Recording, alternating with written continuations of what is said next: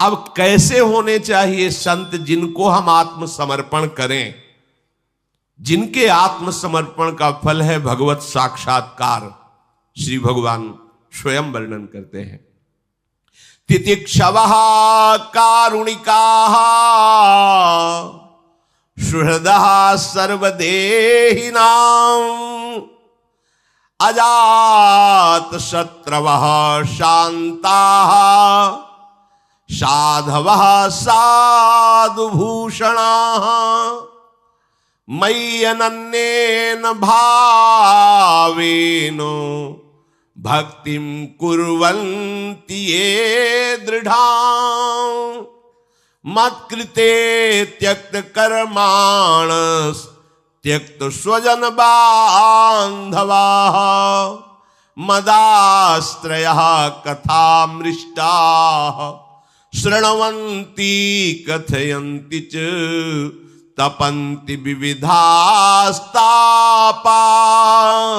नैतान् मद्गतचेतसः तैते साधवः साध्वी सर्वसंग विवर्जिताः संगस्ते स्वथते प्रार्थ्यः संग दोषहराहिते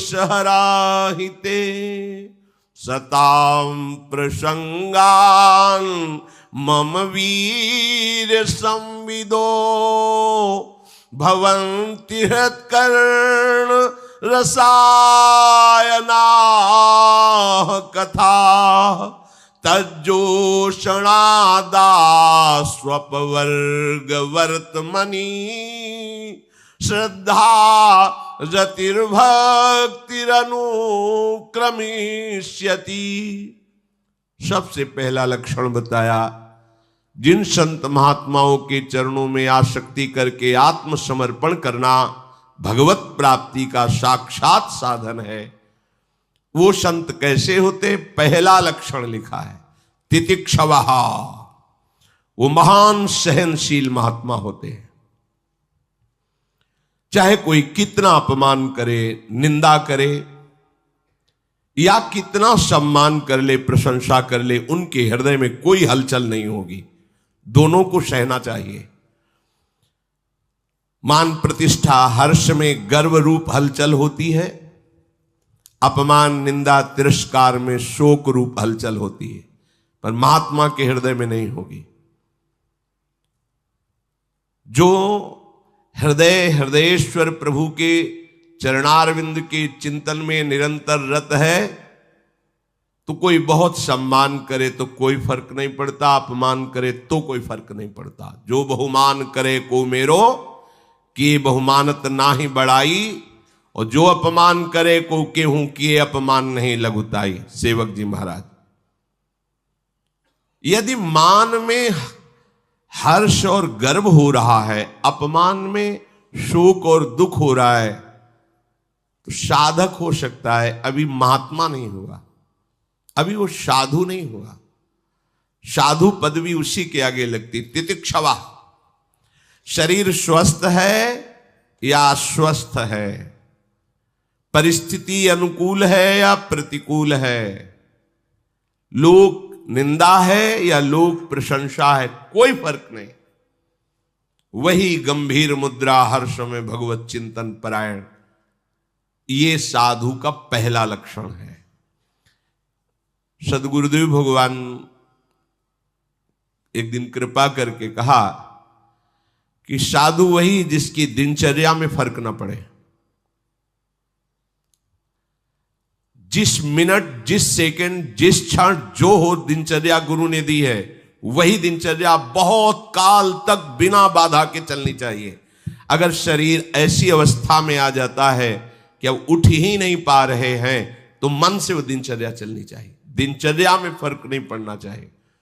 और स्वयं केवल कहना ही नहीं, जब से गुरुदेव भगवान के दर्शन हुए तब से आज तक वही रहनी वही दिनचर्या, वही रहनी वही दिनचर्या। आप में, स्वयं में, बाहरी परिवर्तन नहीं, आपका स्वयं वही रहनी वही दिनचर्या। आप ठीक कोई उत्सव हो तो अलग बात नहीं, आप टाइम मिला लीजिए, ठीक टाइम से आरती, ठीक टाइम से सेवा। अब तो सबके सामने करते, पहले तो किसी को दर्शन ही नहीं होने देते थे अपनी श्री जी के, अब तो कृपा करके बरस रहे। प्रत्येक साधु की एक दिनचर्या। काशी में जब घाटों में थे तो कितने ऐसे महात्मा थे जिनसे, वही हमारी घड़ी थे, जो आकर के नमः पार्वती पते हार हार महा, बस समझ रहे 2 बज गए। कितने ऐसे महात्मा थे जो 2 बजे नित्य नियम से गंगा जी के समीप आ जाना, वही घड़ी थे, उन्हीं को देख के होता था कि अब 2 बज गए। कभी ऐसा नहीं विलंब, एक राइट टाइम। ये वही चल सकता है जो साधु है। ये अलार्म की घंटी से जगना, दूसरा तुम्हें जगाए जाके, कैसे साधक हो? तुम्हें कोई जगाए, हमारी तो समझ में नहीं आता। अलार्म की घंटी तुम्हें चाहिए, अरे भाई तुम्हारे अंदर बेचैनी होनी चाहिए। प्रारंभ में जब गायत्री अनुष्ठान पुरस्चरण चल रहा था, 15 मिनट के लिए लेटते थे तो लगता था कितना समय हो गया, तब लगता 15 मिनट, घड़ी बंद है क्या? कई बार उठा के छोटी वाली जो देखना, 15, ऐसा लगता था 15 मिनट में बहुत सो लिए, कहीं ज्यादा समय तो नहीं हो। व्याकुलता, बेचैनी, अत्यधिक भगवत प्राप्ति की उत्कंठा, ये तुम्हें चैन से सोने देगी? नारायण हरिभजन में 5 न सुहात, विषय भोग, निद्रा, हंसी, जगत प्रीति, बहुबात, ये सब प्रपंची लोगों का काम है।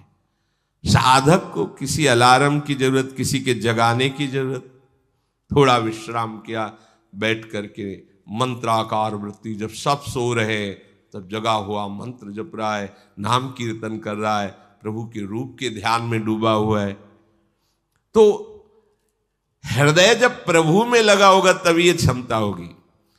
पूज्य श्री सीताराम ओंकारनाथ जी महाराज ऋषिकेश में, भाई जी बहुत बीमार थे, ऋषिकेश गए भाई जी से मिलने के लिए, तो सबने निवेदन कर दिया कि भाई जी तो अब नहीं मिल पाएंगे क्योंकि बहुत बीमार है, रजाइयां ऊपर शरीर में उड़ी, शरीर कांप रहा है, बुखार और भी कष्ट थे। तो उनका एक बार आप कह तो दीजिए जा करके, क्योंकि ये भी महापुरुष, बड़े नाम प्रेमी अद्भुत महापुरुष सीताराम ओंकारनाथ जी महाराज, नाम के अनन्य प्रेमी, और भाई जी भी नाम के परम प्रेमी। भाई जी से बताया कि सीताराम ओंकारनाथ जी मिलना चाहते हैं, पर हमने मना कर दिया कि आपका स्वास्थ्य, किसका स्वास्थ्य खराब है, तुरंत फेंकी रह जाए, उठे चल दिए। साथ साथ टहलते हुए घंटों वार्ता, गंगा किनारे बैठकर वार्ता, फिर आए, जेवी रजाई उड़ी, फिर वैसे ही बुखार, फिर वैसे।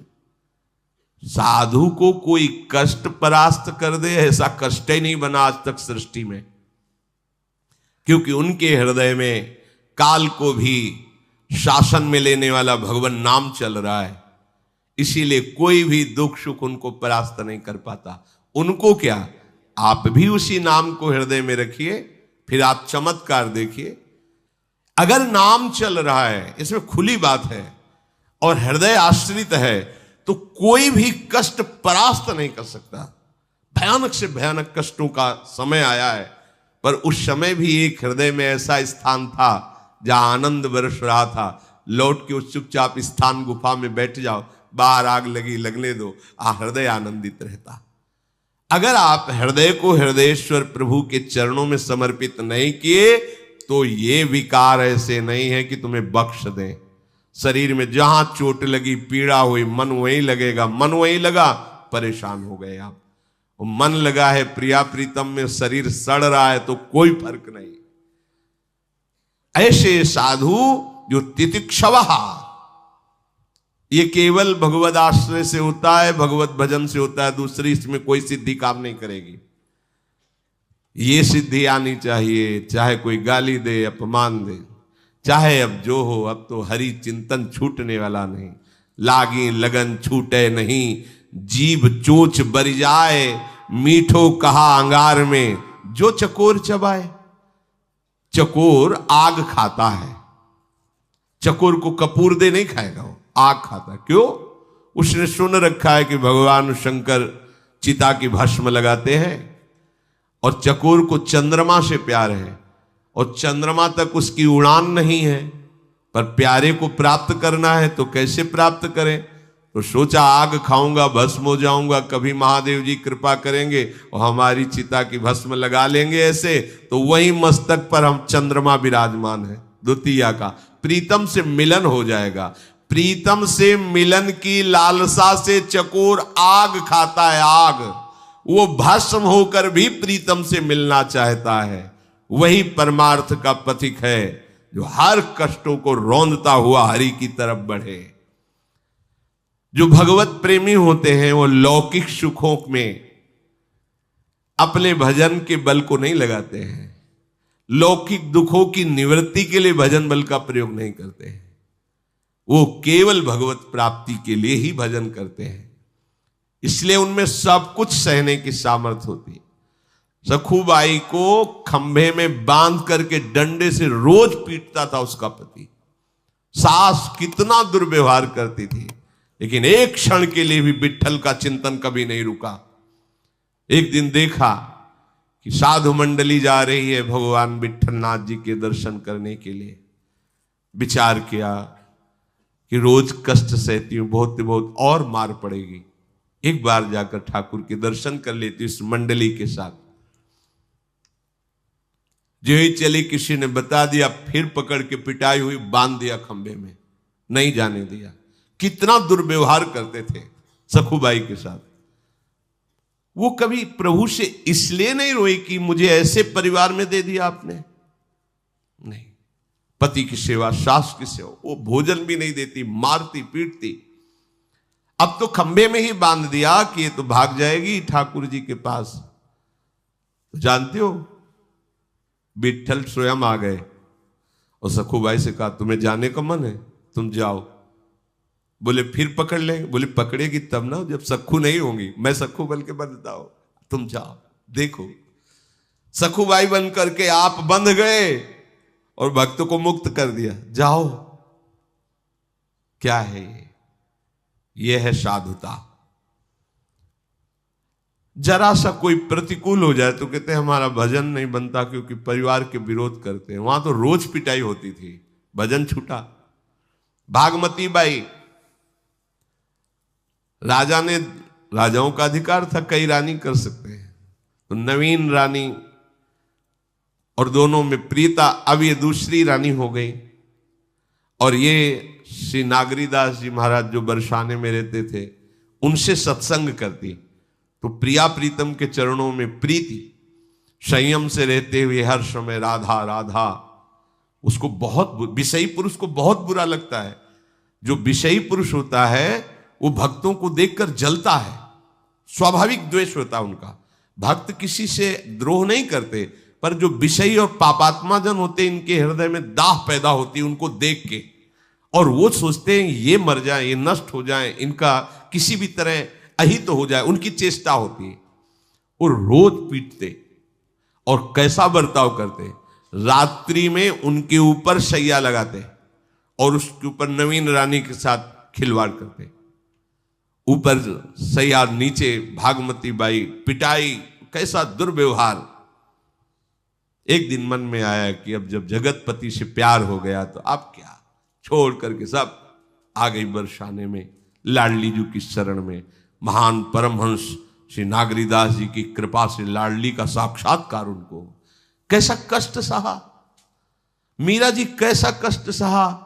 रत्नावती जी का चरित्र कैसा, किसी भी महान भक्त का चरित्र। अगर आपके अंदर सहनशीलता नहीं है तो भगवत भक्ति कैसे कर पाएंगे आप। 4 लोग प्रणाम कर दिए तो फूल गए, कुछ लोग निंदा कर दिए तो रोने लगे, ऐसा नहीं। भरी सभा में तुम्हारी निंदा हो तो भी तुम्हें मुस्कुराना पड़ेगा, क्योंकि तुम्हारे भगवान तुम्हें पुष्ट करना चाहते हैं। अगर तुम थोड़ी बातों में, तो फिर बहुत बड़ा हमारा युद्ध है, छोटा मोटा युद्ध है। हर बात सहनी है, हर बात, और हर बात हंसते हुए सह सकते हो। एक ही उपाय है, प्रभु के चरणों का भरोसा और नाम जप। मान लीजिए, इससे आप सब जगह जीत जाएंगे, सब जगह। तो तितिक्षवा, और दूसरा कारुणिकाहा, स्वभाव में करुणा होती है। जैसे किसी से त्रुटि हो गई, समझा गया कि अपराध बन गया, अब उसके लिए दंड विधान किया जाता है। चलो आप इतने वर्ष हमारे समीप नहीं आओगे, दूर रहो। अब सबको लगता है कितने कठोर हैं कि इन्होंने दूर कर दिया। तुम पास हो उतना चिंतन नहीं होता जितना वो दूर है उसका चिंतन हो रहा है। उस गुरुजनों की करुणा को तुम समझ नहीं पाओगे। और उस चिंतन में जो अपराध उसको अगले जन्म में भोगना होता, वो वर्तमान में उसको जलन से भुगवाकर पवित्र करके भगवत मार्ग की ऊंचाई पर चढ़ा देना। महापुरुषों की, गुरुजनों की करुणा को केवल भगवान या उस कोटि का महापुरुष ही जानता, दूसरा नहीं जानता। दूसरे को लगेगा कि दंड विधान कर दिया, क्या साधु क्षमा कर देते। क्षमा करने पर वो कर्म स्वतंत्र रूप से तुम्हें आगे नष्ट करता। और जब यहां दंड विधान हो गया तो किसी भी दंड अधिकारियों का अब अधिकार नहीं रह गया आप पर दंड देने का। जैसे आपसे कोई भयंकर अपराध बन गया और सभा में आपको अपमानित कर दिया, ए दुष्ट कहीं का तूने, अब किसी की भी कलम में ताकत नहीं हुई यहां से लेकर ऊपर तक कि उस कर्म का आपको दंड दिया जाए, क्योंकि वो फाइनल हो गया गुरु के द्वारा, अब नहीं होगा। इसीलिए गुरुजन कभी क्षमा नहीं करते, तत्काल दंड देते हैं, क्योंकि कोई और दंड ना दे दे। जैसे अपना बच्चा गलती करे और लोगों ने पकड़ लिया, अब मां बड़ी चतुर होती है, वो दौड़ के जाएगी, अच्छा ये है ही दुष्ट ऐसा है, और सबसे छुड़ा के वो अपना हाथ पकड़ के और ऊंचा हाथ करके मानो बहुत जोर प्रहार कर रही, और यहां लगेगा धीमे और खूब हल्ला मचाएगी और इशारे से बच्चे से भी कहेगी रो डट के, जिससे सब लोग कहे अरे बहन जी रहने दीजिए, अब लड़का ही तो है, बोले तुम कहते हो तो छोड़ देते, चलो छोड़ दिया। ये एक वात्सल्य अंश में ये चतुरता है, तो अनंत वात्सल्य समुद्र प्रभु का स्वरूप गुरुदेव संत में कितनी करुणा होगी। भयानक से भयानक अपराध को ऐसे साधारण बातों से वो नष्ट कर देते हैं। कारुणिकाहा, साधु के हृदय को जानना केवल भगवान या भगवत स्वरूप, उसी कोटि का महात्मा दूसरा नहीं जान सकता। कारुणिकाहा, पर संत में करुणा होती, ममता नहीं होती, ध्यान रखना। ममता शरीर संबंध को लेके होती है, करुणा भागवतिक संबंध को लेके होती है। इसीलिए स्वयं भगवान ने कहा अद्वैष्टा सर्वभूतानाम मैत्रः करुणैव च, पर निर्ममो, करुणा हो पर ममता ना हो। अब ये ठंडी में कैसे रहेगा, कहां खाएगा, ये कुछ नहीं, चल भूखो टहल, हर कष्ट से। तो इसमें क्या होगा, तुम्हारी साधुता पुष्ट होगी, तुम्हारा हृदय पवित्र होगा, तुम्हें भगवत आश्रय की प्राप्ति होगी। जो पास रहने पर नहीं हुई वो दूर रहने पर हो जाएगी, भगवत आश्रय। और आपकी गुरु प्रियता बढ़ेगी यदि शरणागत हो, घटेगी नहीं। आपको अनुभव होगा कि कितनी कृपा की हमारे ऊपर गुरुदेव ने, मेरी बहिर्मुख वृत्ति को अंतर्मुख कर दिया, मेरी अहम वृत्ति को चूर चूर करके दैन्य कर दिया। वो मंगल विधान उसमें दिखाई देगा। अच्छा, ममता होती है तब फिर देह भाव का पोषण होता है, और जब भगवत भाव होता है तो करुणा होती है पर ममता नहीं दिखाई देती। इसीलिए जो ममता से जीने वाले लोग हैं वो लौटकर फिर ममता के आंचल में चले जाते हैं। उनको ये पता नहीं होता कि गुरु की ममता क्षमता को पहुंचा देगी और उनकी ममता नरक पहुंचा देगी। ये ममता ही तो संसार का वो जाल है जो प्रभु से मिलने नहीं दे रहा। सबकी ममता ताग बटोरी मम पद्म, यही गुरु करते हैं। हर एक ताग को खींच खींच के मोटी रस्सी बना के तुम्हारे मन को प्रभु के चरणों में बांध देते हैं। सुहृदा सर्वदेहि नाम, ये संत जन समस्त देहधारियों के अकारण मित्र होते हैं। अकारण, जैसे संतों का दुलार प्रकट होता है तो तत्काल आपका देहाभिमान जागृत होता है। ध्यान देना, मेरे में कुछ तो है जो ये मुझे बहुत प्यार करते हैं, कुछ तो है ना। आज माला पहनाया, गले से लगाया, हमें शाबाशी, कुछ तो है ना मेरे अंदर। कुछ नहीं है तुम्हारे अंदर, तुम उनके हो इसलिए वो दुलार कर रहे हैं। और जिनको ये लगा कि मेरे द्वारा ही कुछ नहीं, ये भ्रम कभी मत करना, क्योंकि उनका स्वभाव होता है सुहृदा सर्वदेही नाम। कभी किसी उमंग में है लाडली की, बरस पड़े, गले से लगा रहे, माला पहना रहे, दुलार कर रहे हैं, ये चुनरी ले लो, ये प्रसाद, आपको लगा कुछ मेरे में गुण है जिससे प्रभावित हुए, कुछ तो तपस्या साधना है, कुछ नहीं है। ये उनकी अहेतुकी कृपा है, ये सदैव समझना। अगर अपने में कहीं गुण भाव कर लिया तो आप फिर फंस जाओगे माया में। ये होता है जब हमें प्यार और दुलार मिलता है तो वो अंदर का दबा हुआ अहंकार उठता है कि सबको तो नहीं हुआ ना, मेरे में तो कुछ है ना। नहीं, आप बहुत बढ़िया सेवा करो, भगवान की बड़ी कृपा है, आप ऐसे सेवा में एक गुमान जागृत, एक मिठास हृदय में, वो मिठास हटाने के लिए अगले दिन ही देख लेना, अगले दिन ही ऐसा ऑपरेशन होगा कि लगेगा कि कल तो माला पहरा रहे थे, आज क्या हो गया है। वो जो तुम्हारे अंदर उठा उस, और अगर कृपा पात्र हो तो आपकी ग्रीवा झुक जाएगी कि मुझ अधम पर इतना दुलार, मैं तो किसी योग्य नहीं हूं, पर इतना गुरुदेव का प्यार और समर्पण, उधर से और प्यार, पर यह देहाभिमान बीच में बाधा खड़ा कर देता है। संत जन सुहृदा सर्वदेही नाम। फिर अजात शत्रवहा, एक भी दुश्मन कोई संसार में नहीं होना चाहिए। ये खास बात पकड़ो, संत का एक भी शत्रु नहीं होता। पूज्यपाद सिउड़िया बाबा जी ने कहा, यदि कोई तुमसे ना बोले, द्वेष करे, तो तुम अपने आप से उससे बोलो राधे राधे। वो जल के बोलेगा राधे राधे करता है, जब सामने पड़े तो। जो आपसे द्वेष करता है, जो आपको बुरा चाहता है, आपका अमंगल चाहता है, ये जरूर करना। सामने जो ही पड़े सो हाथ जोड़ लेना, पर अहंकार है तो नहीं जोड़ पाओगे, इसके हाथ जोड़ेंगे, हाँ तो ये हमें कमजोर समझता है क्या? ये भक्त का लक्षण नहीं, ये तो संसारी पुरुष करते हैं। वो तुम्हारा अमंगल का पूरा विधान रच रहा हो, जब आपके सामने पड़े तो आप ऐसे श्री हरिवंश राधा राधा राधा राधे राधे, वो देखे ना, वो गाली दे तुम्हें मतलब, इससे क्या होगा, तुम्हारी आध्यात्मिक उन्नति हो जाएगी और वो जहां है उससे नीचे जाएगा, क्योंकि उसके आचरण ऐसे। आपको नहीं सोचना कि नीचे जाए, आपको तो अपनी भाव में रहना है, उसका अमंगल नहीं बनाना। अगर आपने द्वेष मान लिया कि ये तो हमारे प्रति द्वेष भाव रखता हो, आपने स्वीकार कर लिया कि द्वेषी है, तो आपका शत्रु भाव दृढ़ हो जाएगा। शत्रु भाव दृढ़ हुआ तो ये लक्षण आप में नहीं आएगा। अजात शत्रवा, सेवक जी महाराज ने कहा है, हरिवंश नाम लीन जे अजात शत्रु ते सदा। भगवत प्रेमी महात्मा अजात शत्रु होता है।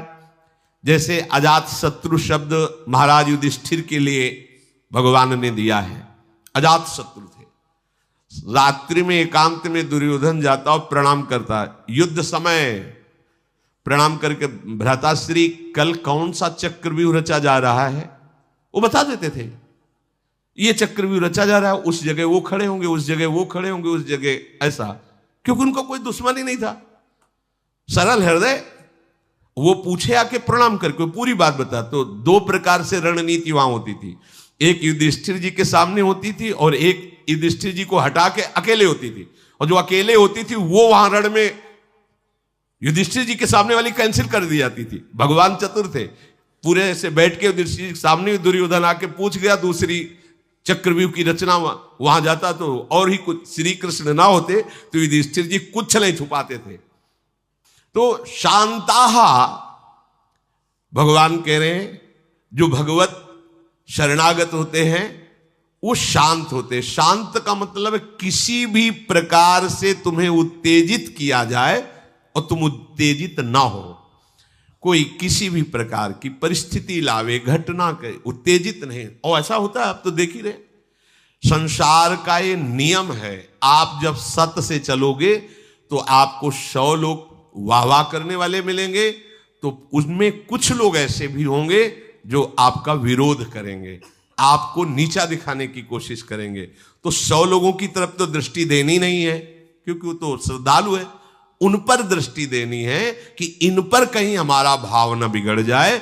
अगर एक भी व्यक्ति से भाव बिगड़ गया तो हम पूरी सृष्टि को भगवत स्वरूप कैसे देख पाएंगे? हमारा सवाल गलत हो जाएगा। एक हासिल भूल गए ना, जोड़ना, एक हासिल लगाया और जोड़ना भूल गए तो पूरा सवाल गलत हो जाएगा। एक को हम शत्रु मानकर भूल गए कि ये प्रभु नहीं है तो पूरा सवाल गलत हो जाएगा, पूरी साधना फेल हो जाएगी, वहीं आके हमें अटकना पड़ेगा। एक जगह ममता कर ली, पूरा सवाल गलत हो गया, हिरण बनना पड़ा।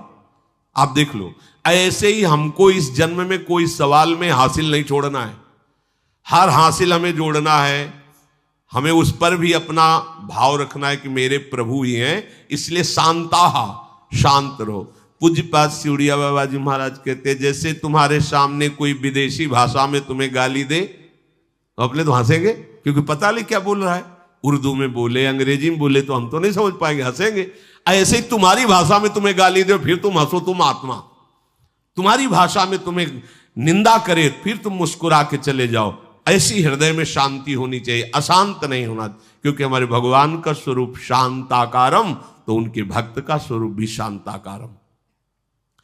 साधवा साधुभूषणा, संतों का आभूषण है सरलता। सरलता जो वाणी में वही हृदय में वही चेष्टा में, इसे सरलता कहते हैं। कपट वाणी से कुछ और बोल रहे, हृदय से कुछ और है, आचरण में कुछ और है, ऐसा संतों का बर्ताव नहीं होता। जो उनके हृदय में होता है वही वाणी में होता है, वही उनके आचरण में होता है। अगर ये तीनों ना मिले तो साधु शब्द नहीं लगेगा उसके आगे। साधु शब्द, वाणी में कुछ और, चित्त में कुछ और, आचरण में कुछ और, तो साधु शब्द नहीं लगेगा। साधु मनस एकम वचस एकम, मन एक, वचन एक, क्रिया एक, तीनों का एक मिलान होना चाहिए और तीनों शास्त्र प्रमाणित होने चाहिए, मनमानी नहीं। तब उसे जाकर के साधु पदवी दी जाती है, ये साधु है। देखो, हमें सदैव ध्यान रखना है कि कपटपूर्ण बर्ताव मेरे प्रभु को अच्छा नहीं लगता।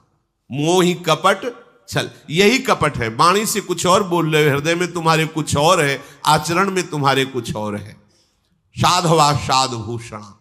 अब प्रभु जो आगे बात कह रहे बहुत मंगलमयी, जो भगवान जिन संतों के प्रति कह रहे हैं कि समर्पण मात्र से भगवत प्राप्ति हो जाती है।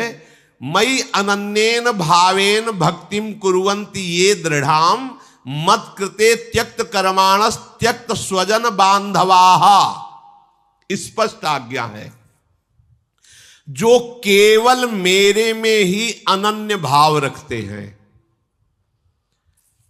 चर्चा कुछ भी हो पर हृदय समर्पित कहां है, ये बात देखी जाती है। महापुरुषन ने सब रस गायो देखनो, ये है कि उनको हियो कहां ठहरानो। जरूरत पड़ी तो रामायण बोल दी, जरूरत पड़ी तो विनय पत्रिका बोल दी, जरूरत पड़ी तो भगवान शंकराचार्य की बात, अमुक महापुरुष की बात, पर देखनो यह है कि इनको हियो कहां ठहरानो, इनका हृदय कहां स्थित है। तो एकमात्र श्यामाजू के गोरे चरणारविंद में, अपने आराध्य देव के चरणारविंद की निष्ठा ये केवल साधु में ही होती है, दूसरे में नहीं होती। अब दूसरा चाहे वो पैंट शर्ट में हो चाहे भेष में हो, अगर साधुता है तो अपने आराध्य देव का अनन्य है। वो गृहस्थ में भी हो सकता है, वो विरक्त में भी हो सकता है। अगर अपने आराध्य देव का अनन्य भाव नहीं है तो चाहे विरक्त हो चाहे गृहस्थ, वो साधु नहीं। भगवान कह रहे मई अनन्य भावेन भक्तिम कुर्वन्ति ये दृढ़ाम, दृढ़ता पूर्वक मेरे में अनन्य भाव पूर्वक जो भक्ति करता है वो साधु है। आगे कह रहे मत कृते त्यक्त कर्माणस, जितने भी कर्म हैं वो मेरे लिए त्याग देता है। त्याग देने का मतलब यहां समर्पण है। त्याग देने का मतलब आज से हम कोई कर्म नहीं करेंगे, यह प्रमाद है।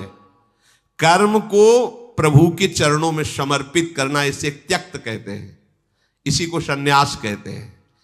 ये तो सर्वाणि कर्माणि मयि सन्न्यस्य मत्पराहा, सन्न्यस्य माने मेरे को अर्पित करके, त्यक्त माने मेरे को अर्पित करके। जो संपूर्ण कर्म केवल मेरे को ही अर्पित करता है और अपने सगे संबंधियों का मेरे लिए त्याग कर देता है, ये बात समझो। जब तक मेरे लिए सगे संबंधियों का त्याग, महाप्रभु हरिवंश चंद्र दूरादपाश स्वजनान, क्योंकि भाई बहुत जन्मों से हम राग में जी रहे हैं। अगर हमें प्रभु से प्यार करना है, इसी जन्म में मुमुक्त होना है, तो अंत ही तो ही तजेंगे पामर, तू न तजे अभय से। गुरु का आश्रय छोड़कर, भगवत आश्रय छोड़कर मरण धर्मा शरीरों का आश्रय लिए हो, कितने दिन टिकेंगे? कितने दिन पेंशन आएगी? कितने दिन रुपया तुम्हारे हृदय को शांत रखेगा? गुरु कृपा से निर्विकार हुआ जाता है, गुरु कृपा से हृदय की स्थिति बनती है, ये रुपयों से नहीं, भोगों से नहीं। सांसारिक संबंध तुम्हें सुविधा दे सकते हैं, लेकिन भगवान नहीं। गुरु तुम्हें सुविधा नष्ट करके परम सुख श्री हरि चरणारविंद का आश्रय देगा। ये किसी को चाहिए नहीं। भेष बनाने से थोड़ी भगवत प्राप्ति होती है, उद्देश्य बनाने से भगवत प्राप्ति। हमारा उद्देश्य श्यामा श्याम में आसक्त होना है। भगवान कह रहे त्यक्त स्वजन बांधवाहा, मेरे लिए सगे संबंधी मित्र दोस्त रिश्ते नाते सब छोड़ दिए। नाते नेह राम के मनियत सुहृद सुसेव्य जहां लो। अगर हमारा संबंध है तो श्री जी के संबंध से है, पर्सनल शरीर संबंध किसी से कोई नहीं। तब जाकर के हृदय में ये अनन्य भक्ति का रूप जागरण होता है। मदाश्रया कथा मृष्टा श्रणवंती कथयंती च, मेरे भक्त सदैव मेरी ही चर्चा करते रहते हैं और उनको मेरी चर्चा बड़ी मीठी लगती है। मृष्टा, ये भगवत कथा अमृत है, कथा अमृत। ये प्रपंच का विषय सुन सुनकर हमारी श्रवणेंद्री बीमार हो गई है। जैसे जवान में जब पित्त का रोग बढ़ता है तो कड़ुआहट होती, तो मिश्री भी कड़वी लगती है। ऐसे ही श्रवणेंद्री को भगवत चर्चा उनको रुचिती नहीं जो विषय प्रपंच सुनते रहते हैं। हमारे मालिक बड़े उदार हैं, पेमेंट में कमी नहीं होगी, पक्का समझ लो। आपके कार्य प्रणाली में कमी हो सकती है, मालिक के पेमेंट में नहीं। देख लेना परिणाम। ये वृंदावन भूमि है, आपकी श्रद्धा और आपका ये भाव ऐसी ऊंचाई पर एक दिन बैठा देगा कि आप सोचोगे कि अगर मैं जानता कि इससे ऐसी उन्नति होती तो पूरा जीवन समर्पित कर देता, पर माया जाने नहीं देती। इस कलिकाल में ऐसी भयावह हवा चल रही है भोगों की। उस समय अधिकतर ये नवयुवक हाथ जोड़ करके केवल इस बात के लिए कि एक झलक, कोई अभिनेता है क्या भाई, अमुकार है तो देख ले भाई, पर्दे में देखते, बाबा जी है, झटा झूठ सब, बाबा जी को देख। भगवान के हैं इस नाते से खड़े, बातें भगवान की हो रही इस नाते से सुन रहे, तो क्या प्रभु नहीं जान रहे? क्या वो परिणाम में धोखेबाजी करेंगे? क्या नहीं। परम मंगल मृष्टाहा, ये अमृत है, कथा अमृत। ये भगवत वार्ता अगर एक बार तुम सत्संग में बैठ गए हो तो यही भारी पड़ेगा तुम्हारे हिसाब में। जब तुम्हारी मृत्यु होगी और उसमें रजिस्टर में देखा जाएगा परम धाम श्री वृंदावन की रज में बैठ करके प्रातःकालीन 4 बजे से 6 बजे तक भगवत चर्चा। अब हिसाब किताब में यमराज बार बार चश्मा हिलाएंगे और कलम की, अब क्या लिखे, अब क्या करें? उनको कल्याण करना ही पड़ेगा। और अगर कहीं रोज का नशा बन गया तो यमराज भी तुम्हें हाथ जोड़कर प्रणाम करेंगे। जब ब्रह्मा प्रणाम करते हैं तो यमराज क्यों नहीं प्रणाम करेंगे? भगवान कह रहे हैं मदाश्रया कथा मृष्टा श्रणवंती कथंती च, वो मेरे आश्रित होकर मेरी चर्चा करते हैं और मेरी चर्चा सुनते हैं। तपंति विधास्तापा नैतान मदगत चेतसहा, आहा, वो विविध प्रकार के कष्ट मेरे लिए सहते हैं। कभी कभी प्रणाम की भावना जागृत होती है जो एकांतिक में जाते हैं। कोई हमारी बात चल गई अपने ही परिकर से तो आधा घंटा चल रही, वो खड़े हाथ जोड़े, सुबह से खड़े, उस 7:45 बजे उन्हें वो खड़े हैं, चुपचाप खड़े रहो, खड़े हैं। किस लिए? 5 मिनट बैठने को मिलेगा, कोई भगवत बात सुनने को मिलेगी। मेरे लिए विविध प्रकार के कष्ट सहते हैं। इसका हिसाब नहीं होगा, इसका हिसाब होगा। मेरे प्रभु देख रहे हैं तुम किसके लिए खड़े हो।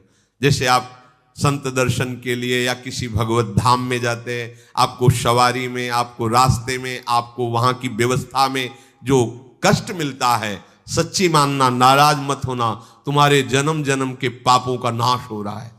अगर कहीं धाम आदि में तुम्हारे को किसी कोई विशेष चोट लग जाती है तो उदास मत होना, कोई बहुत बड़ा पाप बहुत छोटे में नष्ट हो गया, ऐसा मानना बिल्कुल ऐसा ही है। यहां ये न सोचे कि धाम आया, संत के पास आए और हमको धक्का मुक्की मिली, हमको ऐसा खड़े रहना पड़ा। ये आपके लिए भारी तप है और इसी से भगवान प्रसन्न होंगे। तपंति विधास तापा नैतान मदगत चेतसा, वो हर प्रकार के ताप और कष्ट को मेरे लिए सहते हैं। आप किसके लिए खड़े होते हो? प्रभु के लिए खड़े होते हो। इसलिए वही संत है जो हर ताप को, हर कष्ट को प्रभु के लिए सह रहा है। अब आपका खान पान विश्राम, ये मांगे खत्म हो जानी चाहिए। सुविधा जनित भोग की आकांक्षा खत्म। आज ये बने तुम्हारे मन में नहीं होना चाहिए। श्री जी की जूठन जो मिले उससे उदर पोषण करके आनंद पूर्वक निरंतर भजन परायण रहना चाहिए। अगर आपके अंदर ये आकांक्षाएं हैं कि ऐसा ऐसा ऐसा सुविधा मिले, तो अभी वो बात नहीं आई जो आना चाहिए, तो काहे को इतने कलंक को लगा रहे हो? और आगे बढ़ो। जथा लाभ संतोष सदा काहू सो कछु न चाहोगो, कोई चाह नहीं होनी चाहिए। एक बार पूज्यपाद उड़िया बाबा जी, कई साधक वहां रहते थे, तो एक बनवाई मोटी पूड़ी, जैसे हाथ की रोटी होती है और कच्ची, और एक बनवाई पतली पतली एकदम पकी हुई खरी, और आप खरी वाली नीचे रखो, मोटी वाली ऊपर रखो। बाबा खड़े हो गए ऐसे सब साधकों के। तो एक दो चार साधक ऐसे थे जो प्रणाम करके और पहली वाली से शुरू किया। बका मोटी वाली सरका के नीचे से खरी वाली जो करता, बाबा कहते उठो उठो, ब्याह करो जाके, बहू लाओ और वो गरम गरम पवेगी। तुम बाबा जी बनने लायक नहीं हो, तुम्हें खरी और अधकच्ची, मोटी और पतली नहीं, चलो तुम उठो खड़ो, चलो भागो, ब्याह करो जाके, तुम बाबा जी जथा लाभ संतोष सदा काहू सो कछ। बहुत कड़ा शासन इस बात पे करते थे। खान पान में दृष्टि रखते, जो अच्छे पदार्थों को खाना रुक जाओ, ये क्यों नहीं शुरू किया, इसको ही क्यों, वो अच्छा है ना, हटाओ उसको, अब इसको मत देना, ये ऐसा शासन था। श्री भगवान कह रहे मेरे लिए कष्ट सह, तो प्रभु के लिए, श्री जी के लिए ये जीवन अर्पित है। जो भी हमें दुख मिल रहा है, जो भी हमारी अव्यवस्था में जीवन कटे, जैसे भी हम श्री जी के लिए कष्ट सह रहे हैं, श्री जी हमें देख रहे हैं, तो वो कष्ट हमारे सारे अंतःकरण के मल का नाश कर श्री जी की प्राप्ति करा देगा। खूब भगवद आश्रित होकर भजन करो। अहोभाग्य है कि अपने लोगों को भगवत चर्चा करना, सुनना, नाम कीर्तन करना, वाणी जी गायन करना, सुनना, श्री जी की सेवा करना, सेवा दर्शन करना, ये सब सौभाग्य श्री धाम में मिल रहा है। अहेतु की कृपा, हमारे जुगल सरकार बरस रहे हैं, बरसत जुगल किशोर, बस इसी वर्षा में भीन करके श्री जी के पास